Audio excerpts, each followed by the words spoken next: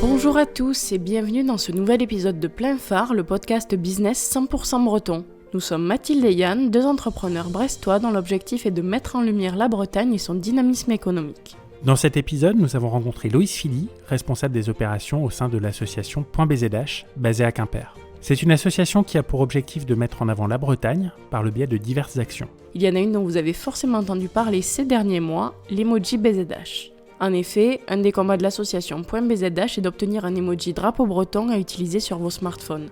Dans cet épisode, on parle des valeurs défendues par l'association, mais surtout du parcours pour obtenir cet emoji. Pour les aider, n'hésitez pas à signer la pétition de soutien à l'emoji BZH à retrouver dans les notes du podcast. Nous vous souhaitons une très bonne écoute.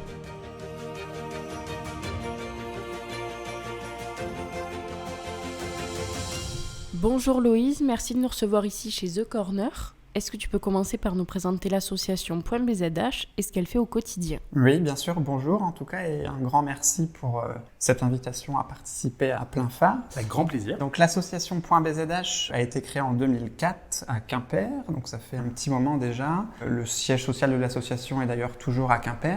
Elle est composée de 5 salariés. Donc notamment Laurence Legoff qui est responsable administrative et financière de l'association, Lucie Lesvénan qui est responsable des médias sociaux.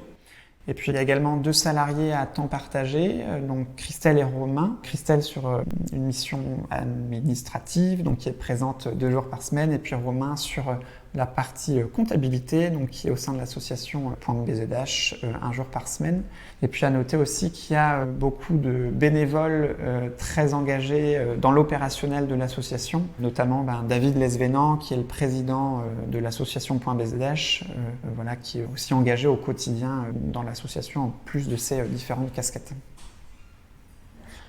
Et l'association Point BZH en fait est le gestionnaire des extensions internet en Point BZH. Donc je pense que les extensions, ça parle à un grand nombre de personnes, mais c'est en fait le petit code postal qu'on ajoute à un site internet. Donc il y a le point BZH, on peut trouver également le point .fr.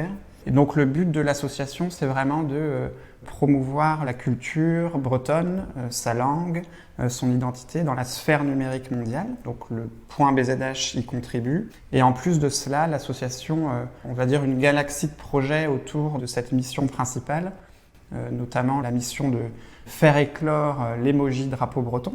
Je pense qu'on en parlera tout à l'heure. Et puis d'autres projets également liés, notamment une plateforme qu'on opère pour le compte de la région Bretagne qui s'appelle produits-locaux.bzh, qui a pour but de mettre en relation en fait des consommateurs et puis des opérateurs en circuit court en Bretagne. Et d'autres projets également, on est en phase de lancement en fait d'un fonds de dotation qui s'appelle Bretagne numérique, qui aura pour mission de soutenir en fait des projets bretons et numériques, essayer de les faire éclore. Et l'association existe depuis quand ? L'association a été créée en 2004, donc à Quimper, et pour vous raconter un peu le cheminement, les extensions en fait internet en point BZH sont disponibles depuis 2014. Le chemin a été relativement long pour les faire éclore. Et justement, quel est l'intérêt d'avoir un site web qui a une extension .bzh ? Est-ce que ça change quelque chose par rapport à un .com ou un .fr que les gens connaissent C'est vrai, je pense bien. Il y a 3 intérêts majeurs, on va dire. Le premier intérêt, c'est vraiment de renforcer en fait son ancrage territorial. Si je prends le cas d'une entreprise qui est ancrée en Bretagne, disposée d'une adresse internet en .bzh, ça favorise justement son ancrage territorial et puis ça participe aussi à sa différenciation. Le deuxième intérêt, on va dire que c'est un intérêt lié à la sécurité du nom de domaine, vu que le .bzh est une des extensions internet les plus sûres au monde, de par aussi un système qu'on a mis en place qui s'appelle BZH Secure. Et troisième intérêt, c'est lié aussi à la cohérence en fait. Une entreprise qui est bien ancrée en Bretagne, qui communique aussi à destination de ses parties prenantes, on va dire bretonnes, disposer d'un point BZH, c'est vraiment un signe de cohérence en matière de communication et puis ça renforce aussi ce lien de proximité avec l'ensemble des parties prenantes que peut avoir une entreprise. Après, il y a d'autres intérêts aussi, on va dire, pour les particuliers cette fois-ci, vu qu'il y a une partie aussi des noms de domaine en .bzh qui sont réservés par des particuliers. Le particulier, en général, l'utilise pour se créer une adresse mail. Donc ça te donne quelque chose d'assez sympa et puis un clin d'œil breton assez fort. Ouais. Et du coup, est-ce qu'avoir un .bzh, ça change quelque chose par rapport à un .com ou un .fr ? C'est vrai que lors d'une requête en fait géolocalisée en Bretagne, forcément ça a un impact fort, notamment dans les sites internet qui ressortent sur Google, sachant que si l'utilisateur voit un .bzh dans le résultat de ses requêtes, ça aura un impact aussi visuel assez fort. Tu parlais de cybersécurité, est-ce que tu peux nous expliquer ce qu'est le service BZH Secure ? Tout à fait. Donc le service en fait BZH Secure a été mis en place par l'association .bzh et permet d'avertir de manière automatique l'ensemble des détenteurs d'un .bzh s'ils sont victimes en fait d'une attaque, d'une intrusion, d'un spamming, etc. Donc c'est un gage de qualité et de sécurité pour les quasiment 10 000 noms de domaines en .bzh. À noter qu'à ce jour, il y a 0% en fait de spam pour le .bzh. Donc c'est vrai que ça prouve vraiment que c'est une extension sûre, sécurisée et qui plus est, qui n'est pas non plus utilisée pour réaliser des actions spamming. Tu disais zéro spamming, pourtant il y a plus de 8000 noms de domaines qui sont enregistrés avec un .bzh. Comment est-ce que tu peux expliquer cet engouement ? Tout à fait, même quasiment 10 000 à l'heure actuelle. C'est vrai qu'il y a des tendances assez fortes, même depuis la pandémie de la Covid-19. Il y a une forte volonté des différentes personnes morales en Bretagne à consommer, on va dire, en proximité et en circuit court. Et c'est quelque chose aussi qu'on observe sur Internet, vu qu'il est possible aujourd'hui de, on va dire, consommer local et consommer en circuit court sur Internet grâce au .bzh. Donc je pense qu'on est vraiment dans des tendances, on va dire, structurelles, cette démarche d'achat local, d'achat en circuit court. Et puis on observe aussi des retombées dans le numérique avec le .bzh. On va parler de l'emoji BZH, donc qui est une campagne que vous avez lancée il y a quelques années maintenant. Emoji BZH a beaucoup fait parler de lui en 2020 grâce à votre récente campagne. En 2017, l'association avait déposé un dossier de candidature qui avait été rejeté par le consortium Unicode. Pourquoi est-ce que vous désiriez autant un emoji pour représenter la Bretagne ? C'est une très bonne question. C'est vrai que il y a beaucoup de gens qui peuvent voir les emojis en fait comme des gadgets, des petits icônes, on va dire, rigolotes à insérer dans les messages. C'est vrai en partie, ça peut l'être, mais si on va un peu plus loin, on va dire, l'impact que peut avoir un emoji peut être relativement énorme pour les personnes morales, pour la région Bretagne, pour l'ensemble des parties prenantes bretonnes. Concrètement, en fait, si on parvient à faire éclore l'emoji drapeau breton, il sera disponible sur les 5,4 milliards de smartphones du monde. Donc en termes d'impact, vous imaginez bien les retombées pour l'ensemble des entreprises bretonnes, ces associations, ces clubs sportifs, ces startups, etc. Donc c'est le premier élément majeur. Ensuite, si on regarde aussi ce que c'est concrètement le dictionnaire Unicode, c'est quelque chose en fait qui est complètement universel et puis qui est disponible sur l'ensemble des réseaux sociaux, l'ensemble des smartphones du monde entier. C'est entre guillemets une langue qui est compréhensible, peu importe ses origines, ce qui renforce aussi l'impact de ce que peut avoir du coup un emoji. Et puis troisième élément, c'est vraiment plus un élément, on va dire, marketing et business pour les entreprises. Ça a été prouvé par de nombreuses études en fait que ajouter des emojis dans des publications sur les réseaux sociaux, ça renforce véritablement l'engagement de ces publications-là.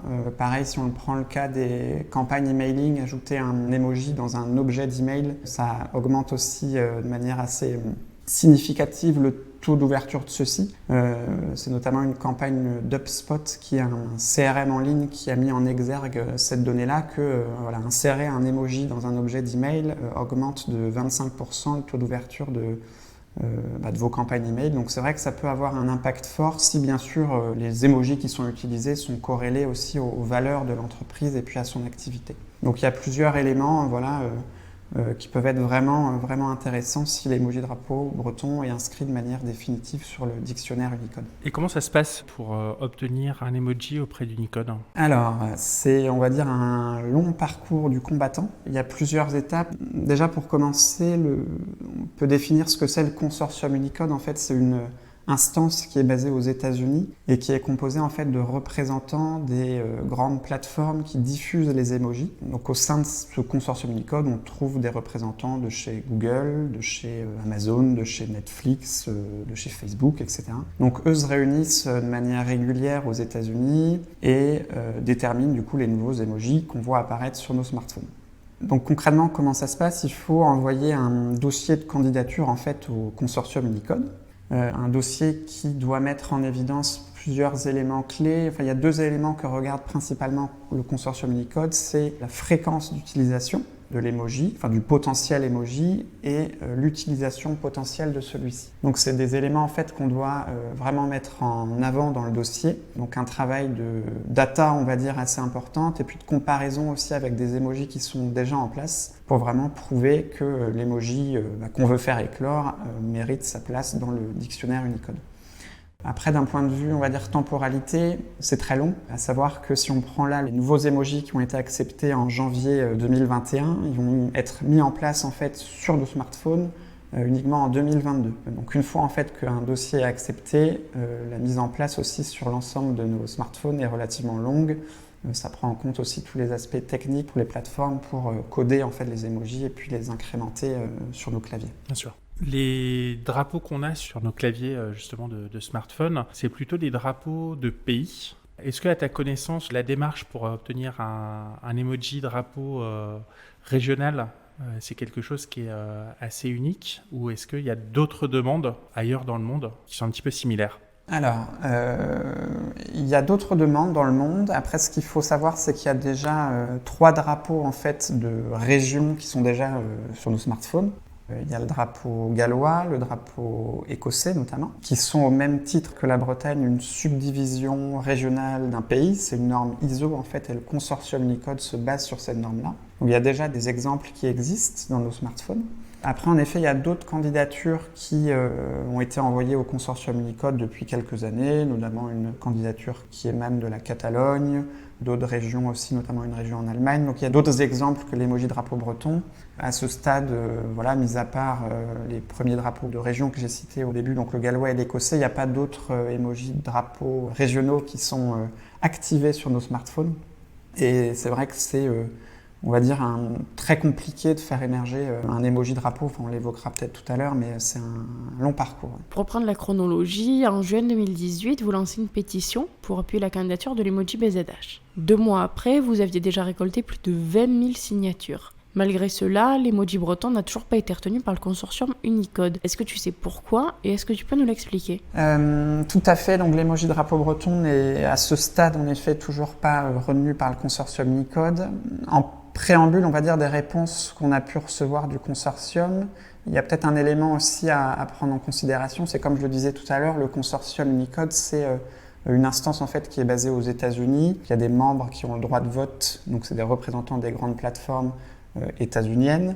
Donc à noter que l'association .bzh est membre associé du consortium Unicode, donc on peut participer aux réunions, mais on n'a pas le droit de vote en fait. On a assisté aux dernières réunions Unicode, mais ça met en avant aussi une question qu'on peut être amené à se poser, à savoir que le consortium Unicode, son objectif, c'est que le dictionnaire Unicode en fait soit quelque chose d'universel et que ça reflète aussi, on va dire, les cultures régionales dans le monde. On se pose en fait la question de l'emoji drapeau breton, compte tenu de la campagne qu'on a pu réaliser et puis des preuves d'utilisation aussi qu'on a pu leur amener. On se pose la question, est-ce que c'est totalement légitime qu'une instance états-unienne composée d'une quinzaine de membres états-uniens décide d'un dictionnaire universel qui est utilisé par le monde entier ? Après la réponse concrètement du consortium Unicode suite aux différentes candidatures qu'on a pu leur adresser, c'est qu'il y a beaucoup en fait d'émojis, drapeaux de subdivisions de pays, donc environ 5000 à l'heure actuelle. Et donc ils ne peuvent pas en fait accepter les 5000 d'un point de vue capacité en fait sur les smartphones. Et ce qu'ils mettent en avant, c'est qu'ils n'ont à ce stade pas trouvé le moyen en fait pour mesurer l'utilisation et puis la fréquence potentielle d'un emoji drapeau de subdivision, qui est les éléments en fait clés qu'ils regardent, comme je le disais tout à l'heure. Et on le verra tout à l'heure, c'est des choses qu'on a vraiment prouvées pour l'emoji drapeau breton. Donc ça prouve aussi quelques incohérences et c'est pour ça aussi que c'est vraiment difficile en fait de faire éclore un emoji drapeau. Et comme les Bretons sont plutôt têtus, vous ne vous laissez pas abattre. Et en septembre 2019, vous lancez une campagne de crowdfunding sur la plateforme bretonne Kengo. Pourquoi ce choix du crowdfunding ?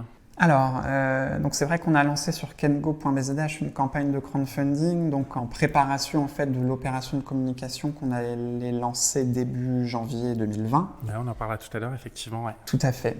Et l'objectif en fait de cette campagne, on va dire, était double. Premier objectif, c'était de récolter une partie des fonds nécessaires pour justement lancer cette opération de communication. Et deuxième objectif, c'était aussi de maintenir, on va dire, la flamme pour l'ensemble de la communauté en fait, qui est très active pour l'emoji et essayer de les intégrer de manière plus active aussi dans l'opération qu'on allait mener.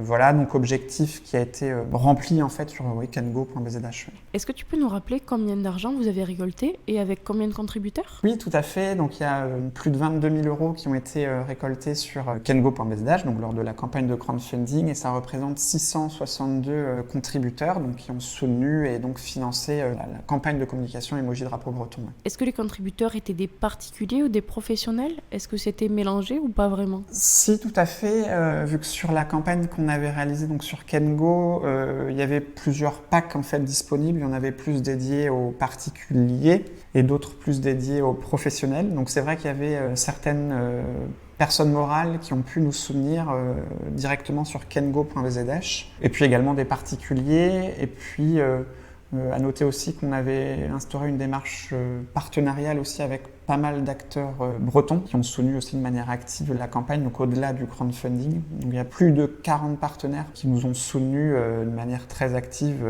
pour l'opération de communication qu'on a pu mener. Tu en parlais tout à l'heure en préambule de la question. Avec l'argent récolté, vous avez lancé une grosse opération de communication en 2020.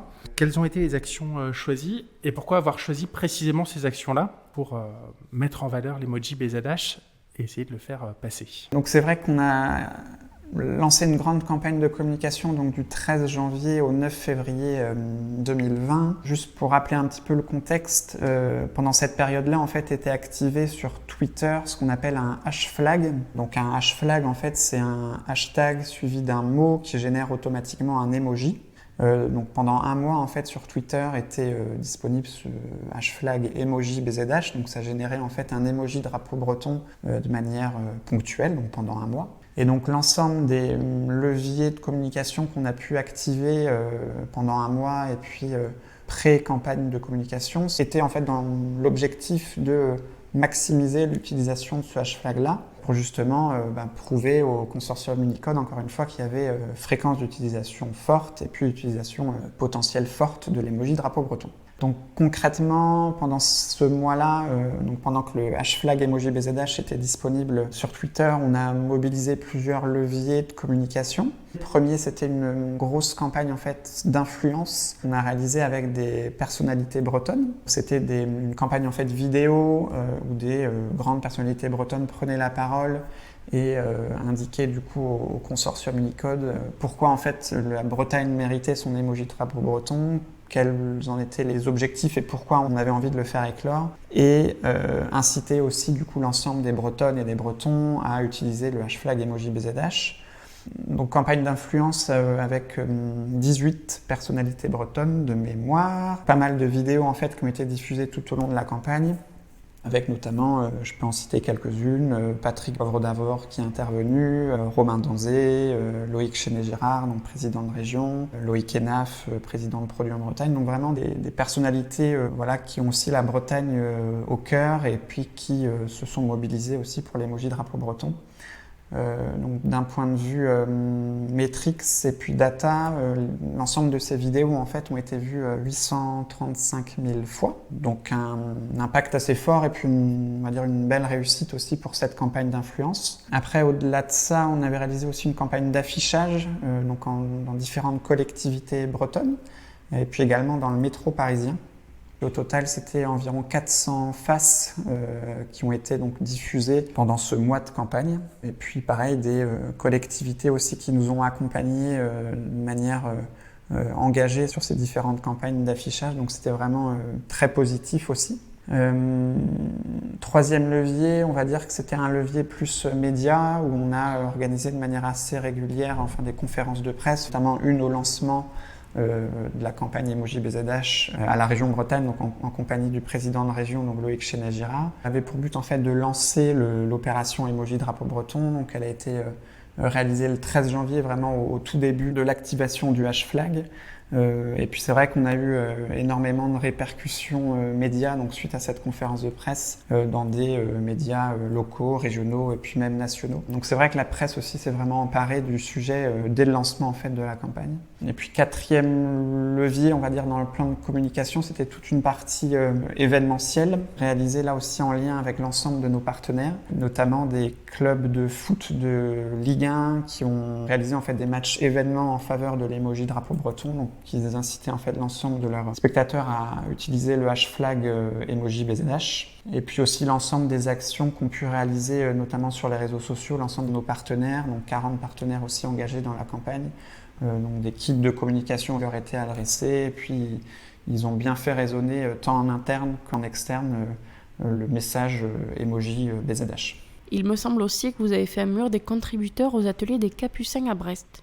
Pourquoi est-ce que vous avez fait ça ? Tout à fait. Donc le mur des contributeurs aux ateliers des Capucins à Brest avait pour objectif en fait de remercier les 662 contributeurs qui nous avaient soutenus lors de la campagne de crowdfunding. Donc c'est un grand mur suspendu qui a été mis en place dès la fin de notre campagne de crowdfunding. Et c'est vrai que c'est un grand mur entre guillemets qui est vraiment imposant, qui fait plusieurs mètres de long, qui avait pour objectif c'était un petit clin d'œil à destination de nos contributeurs. Oui. Tu nous disais que la campagne avait duré 1 mois, principalement sur Twitter.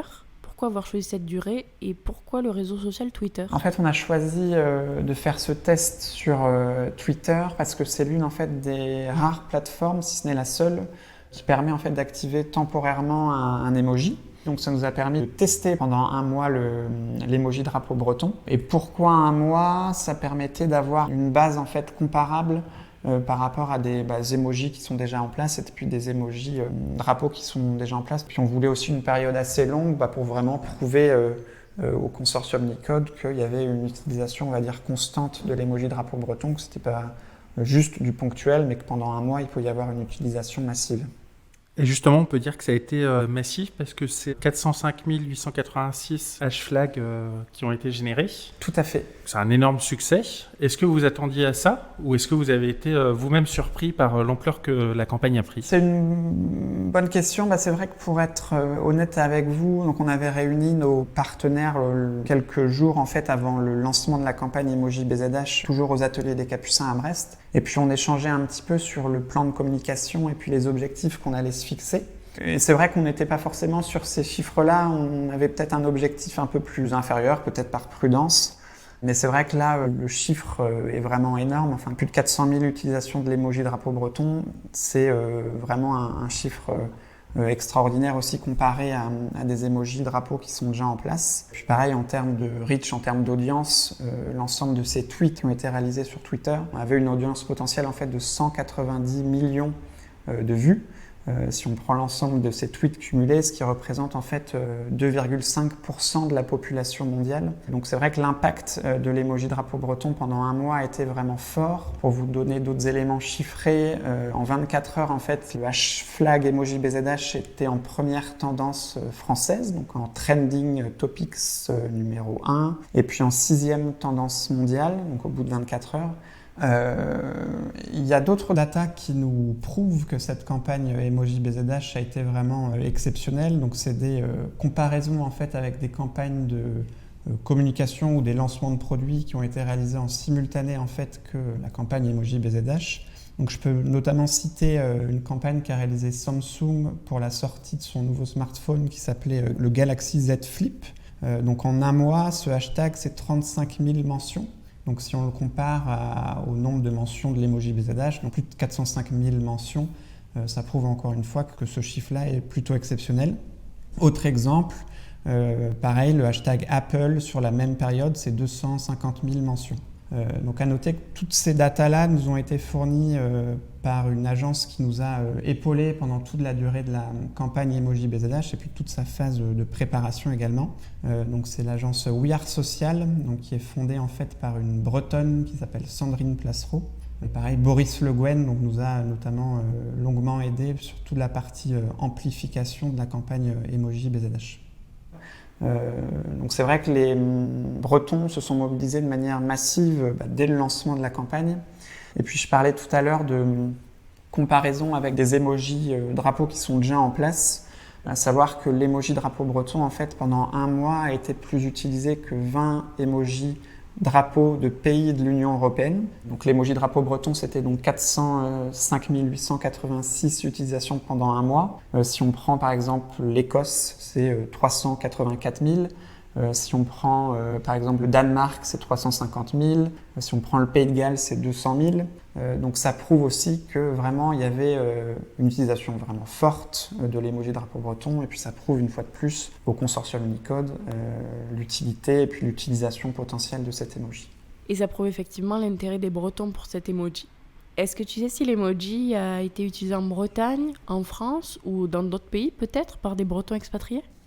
Donc oui, c'est vrai qu'il y avait une forte utilisation forcément du #flag emoji BZH en Bretagne. Il y avait aussi un pool assez important en région parisienne. Et puis il y a énormément de Bretonnes et de Bretons expatriés aux quatre coins du monde qui ont tweeté. Enfin, il y a plus de 100 pays qui ont utilisé en fait l'emoji BZH. Donc ça prouve aussi que la campagne est vraiment devenue mondiale. Autre élément intéressant, c'est qu'on a eu aussi des articles dans de la presse étrangère, donc notamment un article dans The Economist, donc voilà, qui parlait de la campagne emoji BZH et qui mettait aussi en avant le soutien fort des pouvoirs publics qu'on a pu observer aussi sur Twitter, notamment Jean-Yves Le Drian qui a parlé de l'emoji BZH, Emmanuel Macron aussi qui a liké un tweet à l'emoji BZH, donc c'est vrai que c'est des éléments aussi qu'on a poussés aussi au consortium Unicode. Et justement, avec plus de 400 000 #flags, une initiative qui est soutenue, promue par le président de la République, un article dans The Economist, j'imagine, vu de l'extérieur en tout cas, naïvement, on peut se dire que c'est bon, avec ça, vous pouvez avoir le drapeau. Est-ce que vous étiez confiant quand vous avez renvoyé votre dossier ? Oui, on était confiant, surtout qu'on répondait aux différents guidelines, on va dire, du consortium Unicode, à savoir vraiment prouver cette utilisation potentielle, cette fréquence d'utilisation, encore une fois. Après aussi, au sein de l'association .BZH, on commence à connaître un petit peu comment fonctionne le consortium Unicode. Et c'est vrai qu'ils ont une tendance à changer les règles de manière, on va dire, assez régulière. Donc voilà, ce qui nous mettait aussi un petit doute, mais on restait confiant, compte tenu aussi de l'énorme mobilisation de l'ensemble de nos partenaires, des Bretonnes, des Bretons aux quatre coins du monde. C'est vrai que ça a été une campagne extrêmement bienveillante et à fort impact. Voilà, donc oui, on était confiants en mars-avril. Et finalement, en novembre 2020, vous apprenez qu'encore une fois, le dossier de l'emoji drapeau breton n'a pas été retenu par le consortium Unicode.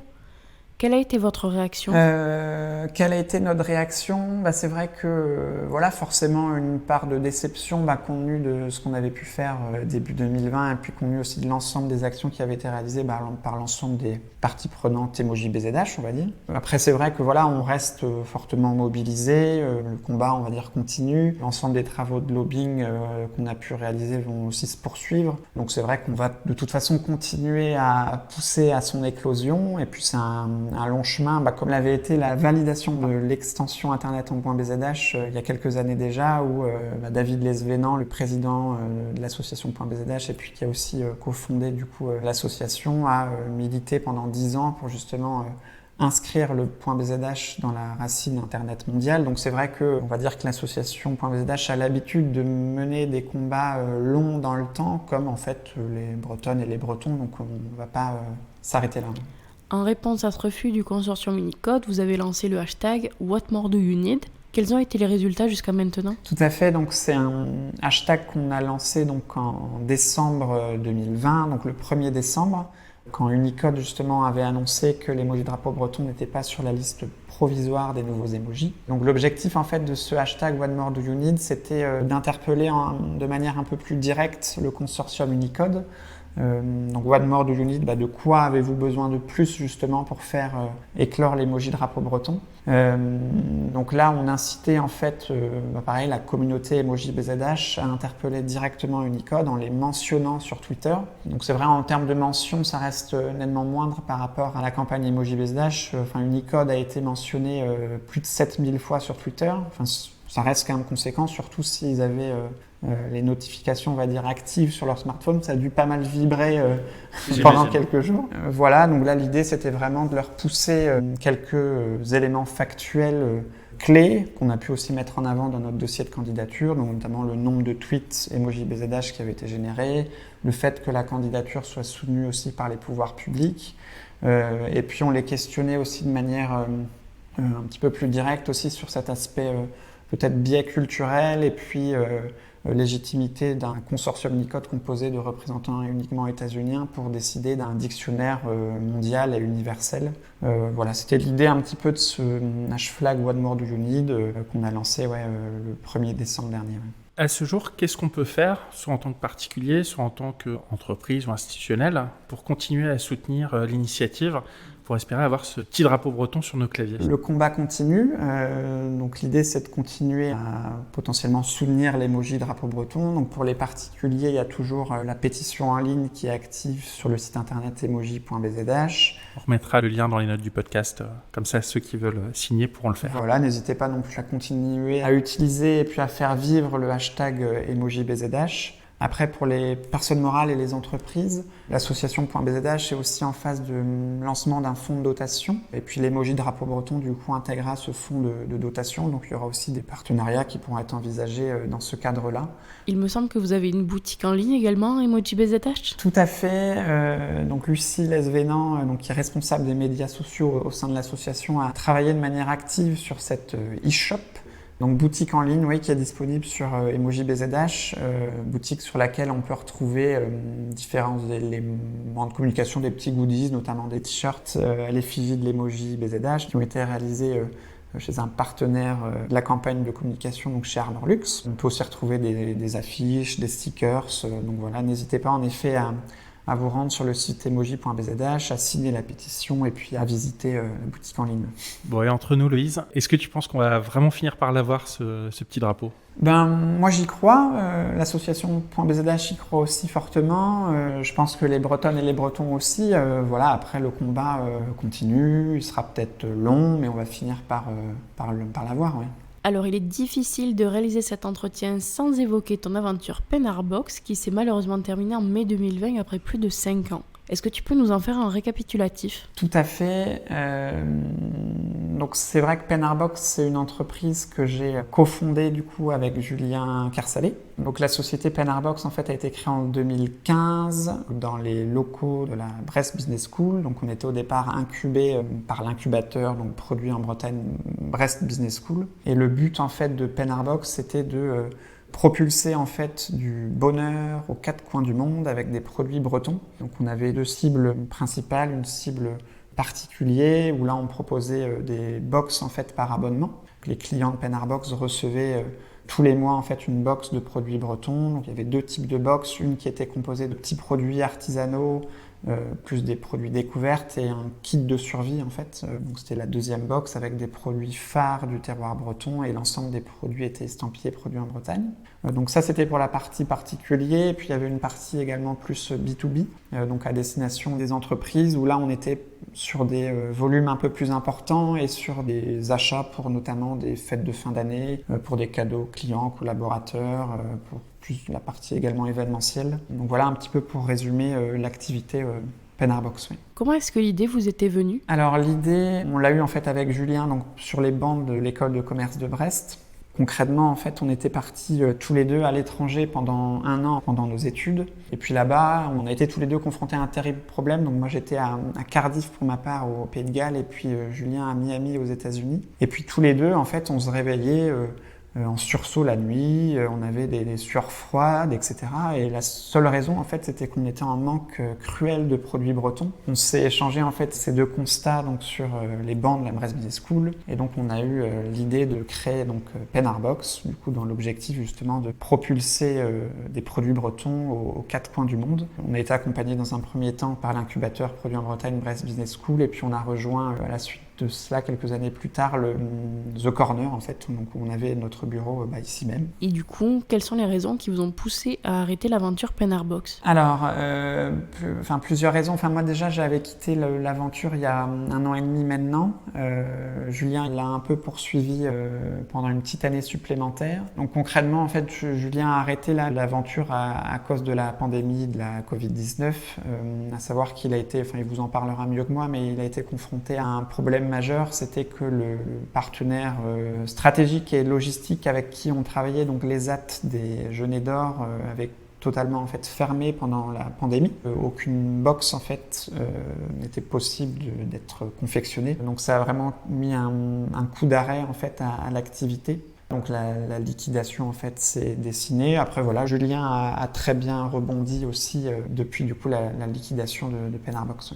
Les box bretonnes, l'emoji BZH, le point BZH, est-ce que c'est ton amour pour la Bretagne qui oriente tes choix professionnels ?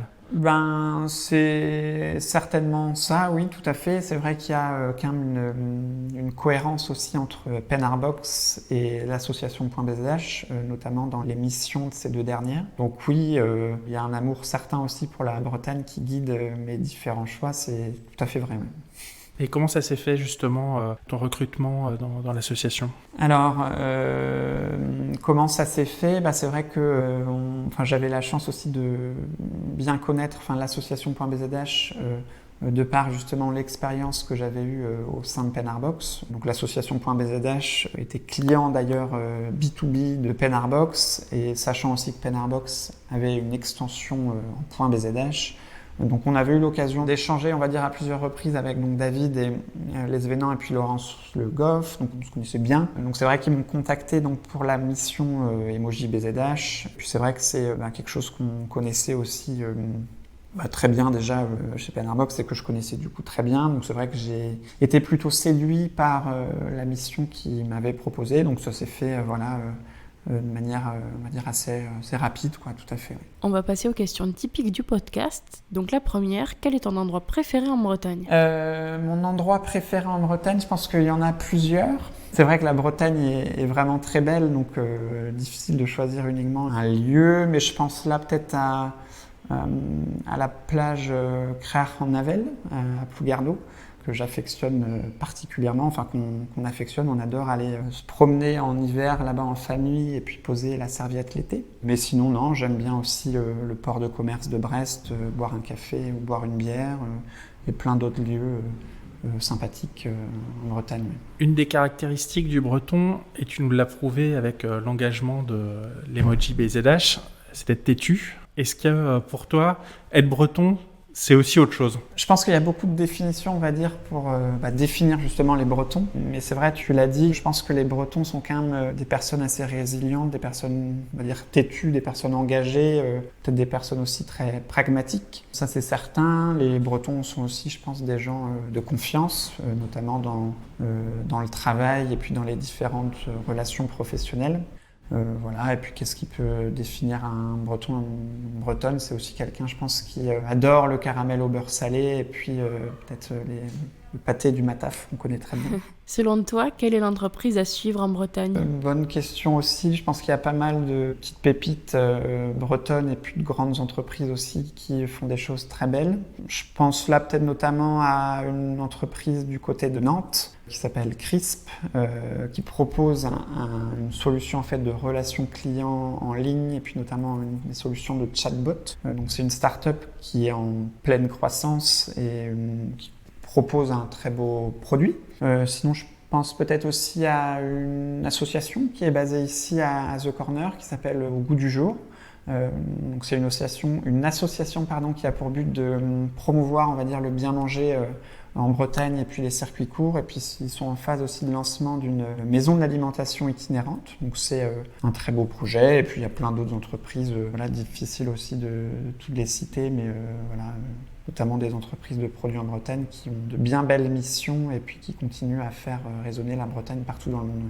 Un grand merci Loïs d'avoir répondu à nos questions. Pour les auditeurs qui veulent continuer l'échange avec toi ou te suivre, où est-ce qu'ils peuvent te retrouver? Alors ils peuvent me retrouver sur LinkedIn, sur Twitter. Ils peuvent aussi retrouver les différents comptes de l'association .bzh et Emoji BZH, pareil sur LinkedIn, Twitter et Facebook.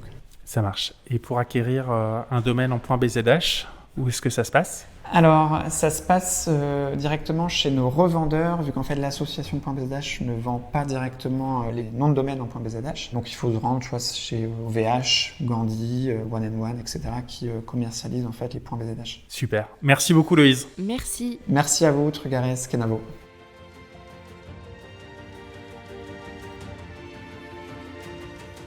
Un grand merci à Loïs Philly de nous avoir permis d'en apprendre plus sur l'association .bzh et sur l'emoji BZH. Nous espérons que cet épisode vous a plu également. Si vous souhaitez continuer cet échange avec Loïse, vous pouvez retrouver les liens du site et des réseaux sociaux de l'association dans les notes du podcast.